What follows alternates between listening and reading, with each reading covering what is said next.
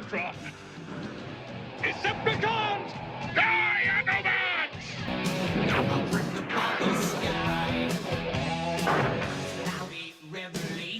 Welcome back to Tea and Toys. This time we've got the Studio Series number 22, Brawn. At long last, an up-to-date and in scale Brawn. Now, the Titans Return one was actually a pretty good figure, to be fair, for his size, for his time.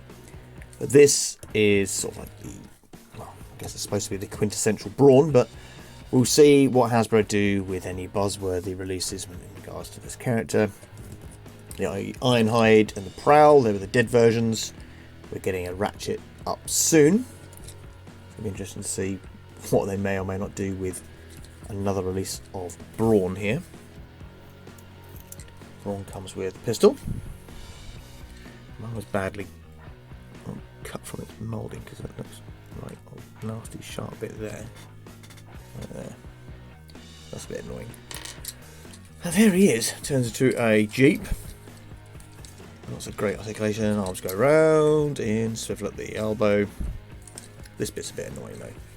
These kind of joints always bug me on Transformers because they always slide out when you don't want them to. And you get a bit of thigh joint. He's got quite a good bit of articulation. This bit here kind of gets in the way unless you can. Okay, you can actually click it right out of the way. So I'm wrong. There we are. You can get enough decent poses on him, and it's good that you can actually move his head without there being too much of panelling and stuff in the way, which has been problems with Brawns of the past, both third party and genuine product from Takara and Hasbro. Another another character which we should see from this mould will be Outback. And they've already got the clip and the gun on the back there, which all fingers pointed towards Outback, but that doesn't necessarily mean we'll see Outback. As we know from other releases of characters like the Trax and Road Rage mould, we still haven't got Loud Pedal. We haven't had a character from the Blue Hoist, the Red Mirage. They haven't released the character now known as Rigorous, a yellow version of the Trailbreaker, and a baddie, surprisingly enough. So yeah, what to expect from him? They might do some of the weird and wonderfuls that they've done in South America and stuff like that. There are some, I think it's a character called Jope or Jip or something. So yeah, there are other options, but it's like, will they, won't they join the dance? I can't imagine they'll do too many of them. Well, a character which I often paired with in my head as a child with young Brawn here. Another Autobot which his death was confirmed off screen, very sad. Huffer here from the episode, or was it Dark Awakening? Yeah. They probably actually got these two characters mixed up, to be fair. But both of these guys do appear, animation errors, in the third season. In fact, together they appear. Oh, I think they're fighting for the Decepticon forces, I think. And they're shooting up. I think it's Carnage in C minor. Oh, so many mistakes in that episode. Which kind of makes it fun to watch at the same time.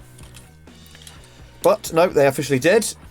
And neither of these characters come back in any fiction from what I can remember. Like, the Japanese tend to do a lot of weird and wonderful things in regards to bringing back characters, so on and so forth. But yeah, here we are. Let's take off, Brawn.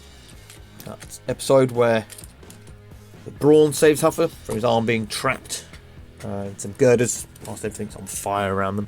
Actually, I think it's the first or second episode. So yeah, I often pair these together. I don't know why. It's just that scene. I don't think they do much together after that. Again, that was one of the problems with the original series. Far too many Autobots compared to Decepticons. Not enough time for each character to shine. So yeah, here we have Brawn. So we've covered his wonderful articulation. We've paired him with Huffer there. We've seen him with his gun. Which, now, he doesn't actually use a gun in the movie. He's in the movie for, I don't know, what, 2 minutes, a minute, 30 seconds. Not very long. Unfortunately, Brawn, let's move the instructions out of the way. He sat in the chair closest to where the Decepticons break in to the Autobot shuttle. The poor old Brawn here. He's sat there, manning his little station. We've all seen the scene. Megatron breaks his way through.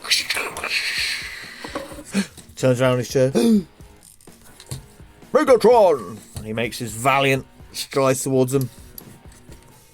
As he sees Megatron, you got Starscream. He's piling in next to Megatron, and you got the Combaticons with Dirge floating outside as well. And he goes, Decepticons! Then you get the whole Die Autobots!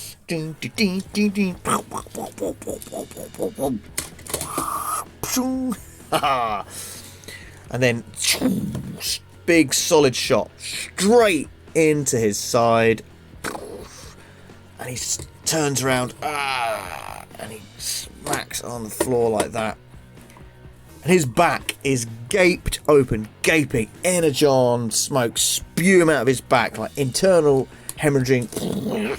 Poor old Brawn, like the shot through his chest is rather small, but that exit wound is huge, knocking out most of his internal circuitry, and you know, it finishes off Brawn. I think the next bit we see of him is on his back, so he might have been able to sort of spin over to try and see if he can help further, but the damage was just far too great for Brawn. He dies. A lot of people go, "No, he got shot in the shoulder, and that was it." The exit wound's huge. He's got this big gaping great hole out of his back. The poor guy does not survive the shot. The fact of the matter, he just never appears ever again, kind of answers that. And Arby took a shot from Megatron in the series. Not a fully energized Megatron in gun mode. He took a shot from him in robot mode, not the condensed, more powerful form, which is the gun mode. That's led to believe. So yeah, a left-handed Starscream, bang, holding Megatron, takes out Brawn. Boom, boom, boom, boom. Then next up, after a bit of delay, Prowl spins out of his chair. Boom, boom, boom, boom, boom, boom, boom, boom, boom, boom. And then I think, oh, that bit always comes off. That's annoying, that, yeah. Pretty clear plastic. I think the other two spin out of their chairs. It's in their fallen foe. Hitting nobody. Hitting absolutely no Decepticons whatsoever. They're out in the open, but they managed to hide behind bits like this. And then, after taking a few shots, Scavenger gets that lucky shot. Smoke out of his... This is probably the most harrowing of the four that we see get taken out. Even Optimus Prime, it's Prowl. And they even did a toy now of him with his mouth open, gave me the clip-on smoke thing, where he literally, you see like the life leave his body, and his eyes, he just goes, ugh, bang, the police car's down, and that leaves.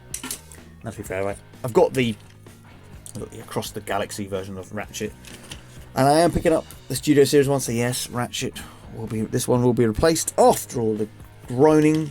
This is a great figure. I don't know what people are crying about this for. It was a great figure. Ratchet's got. He's dual wielding at this point. Like that. And funny enough, the Ironhide comes with both of those guns. So he's blasting away as best as he can. Backed up by Ironhide, shooting from behind. But shots from Starscream. Kabang, kabang, kabang, kabang.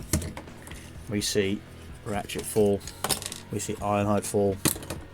They're done for. They're out of the game.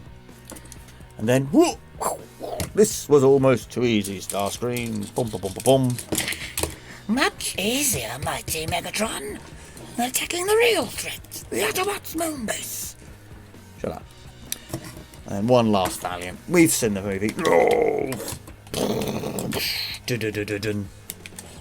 And they didn't need a retelling of that scene, but I had all the toys out, so I'm going to do it. I'm going to play with it. Quiz. Which Decepticons take whose seats on the shuttle? Answers coming after this message. But yeah, look quick. Just who takes whose seat? Soundwave, Skywarp, Shrapnel. I'm not going to remember the fourth one. I think it's a Conehead.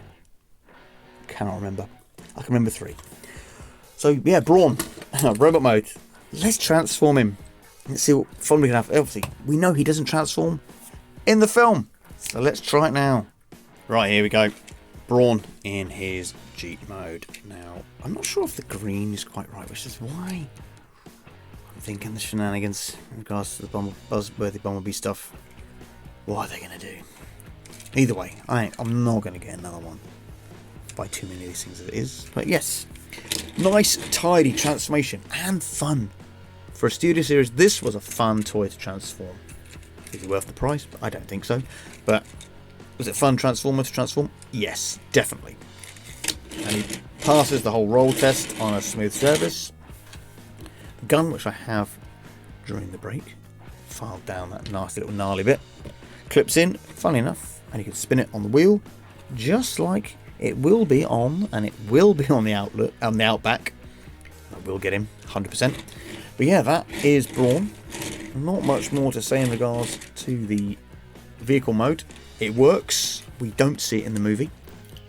And I think there's some add-ons, the little drill thing on he has in one of the early episodes. But yeah, that is Brawn. I think it works. Nice, tidy transformer. Great transformation. And yes, I do recommend this for children and adults alike. So there we go. Don't forget to love, like, subscribe, and see you guys and girls in the next video.